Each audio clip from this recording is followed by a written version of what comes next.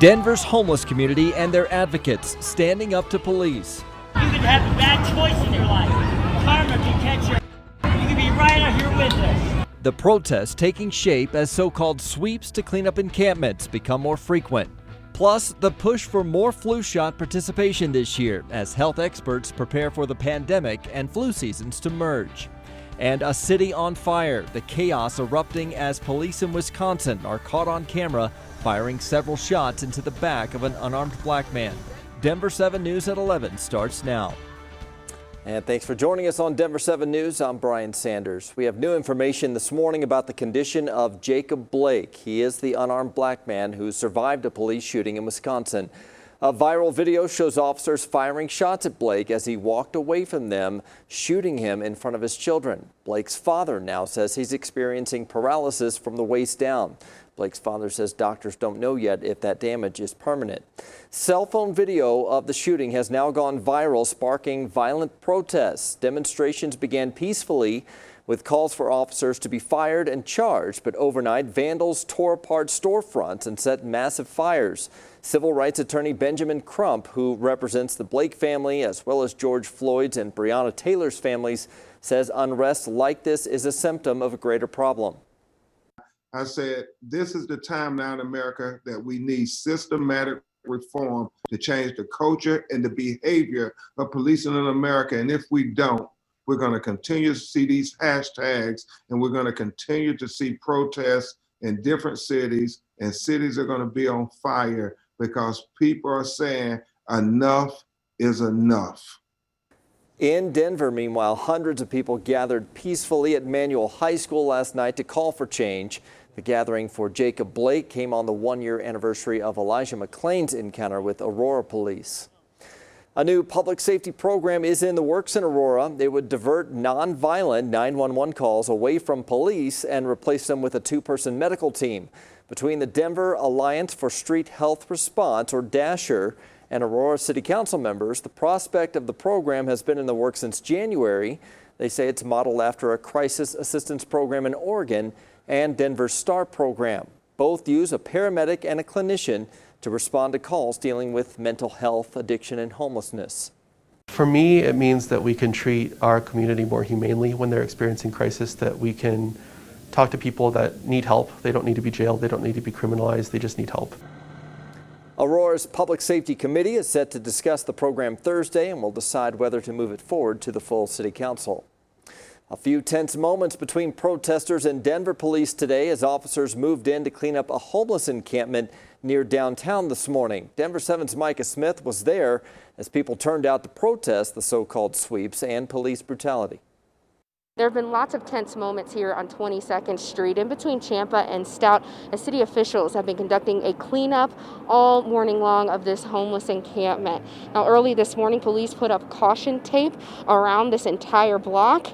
They said no one could cross it. Even advocates who tried to go in and give the homeless water, help them pack up their camps, haven't been allowed in. We're seeing lots of advocates and protesters as well who are protesting this sweep this morning. Several protesters have been yelling, being very vocal about their displeasure and dislike for the police officers who have been involved in today's proceedings. I talked to a protester who said this protest is necessary, but I also talked to a representative of a local neighborhood association who says these encampments are unsafe.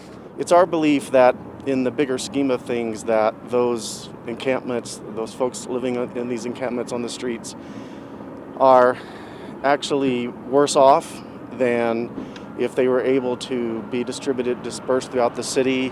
These cops don't realize that they are on stolen land. This land was our land, and we took care of our land, and that's why I'm wearing this shirt today, fighting terrorism since 1492.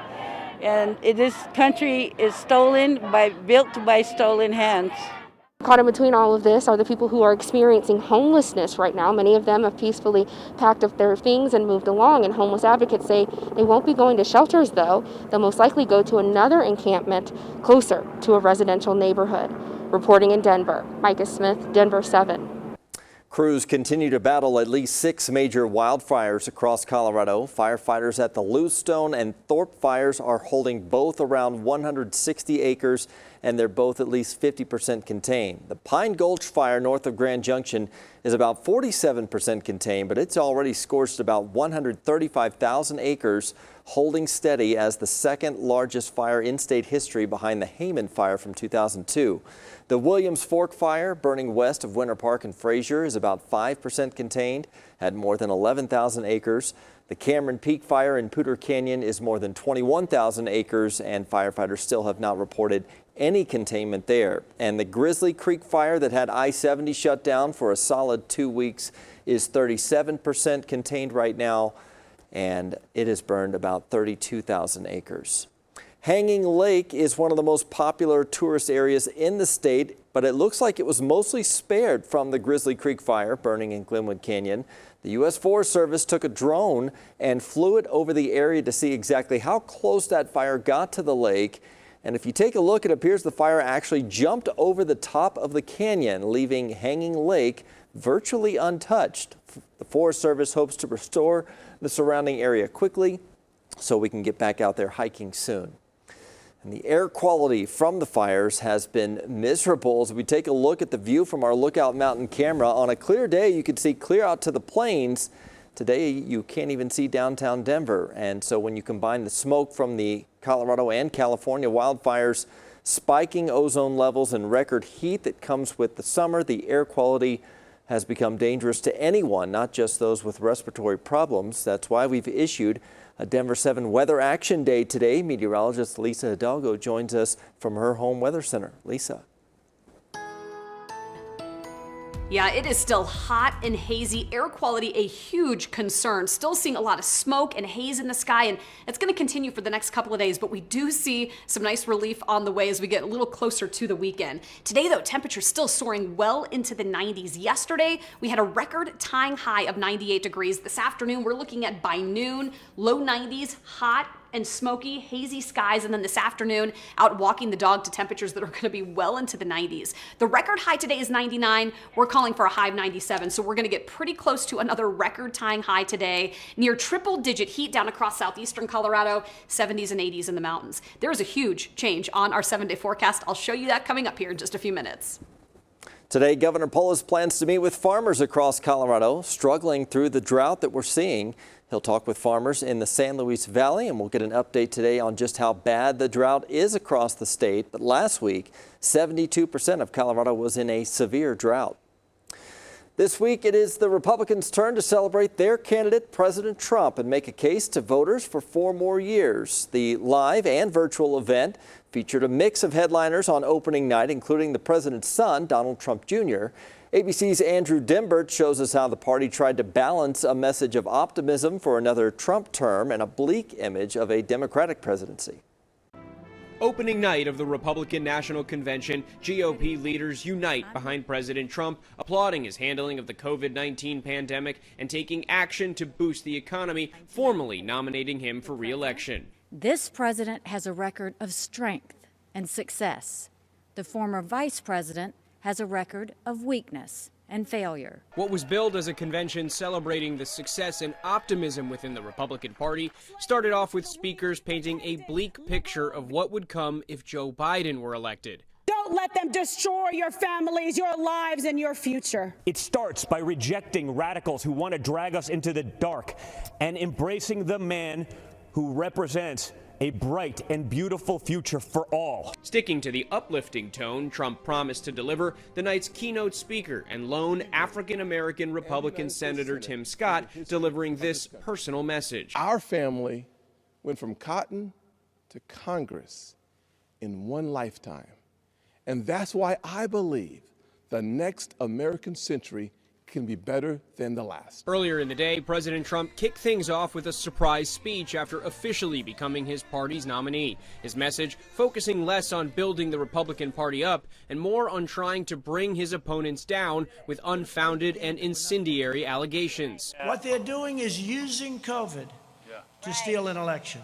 The Biden campaign calling day one a parade of dark and divisive fear-mongering designed to distract from the president's failures on the pandemic and the economic fallout, and releasing this new ad. We need a team that's up to the task. While former UN Ambassador Nikki Haley telling Good Morning America the party's message to voters is still one of hope. At the end of the day, the man that I knew in the White House was someone who genuinely cared about the American people. And the convention continues tonight with First Lady Melania Trump taking center stage. She'll be delivering her speech from the Rose Garden at the White House. Andrew Dimbert, ABC News, Washington.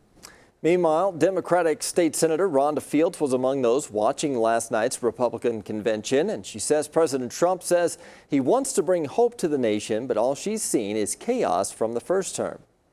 There were so many points of not factual information.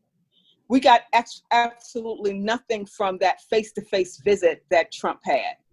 And so it's just like little nuances like that. It was just a fantasy, their whole projection of what they were telling the American people. Fields says the sugarcoating she saw on the first night of the convention was very difficult to watch. Meanwhile, you can count on us to continue our 360 coverage all week on Denver7. And tonight we expect to hear from Secretary of State Mike Pompeo and the president's children, Eric and Tiffany Trump.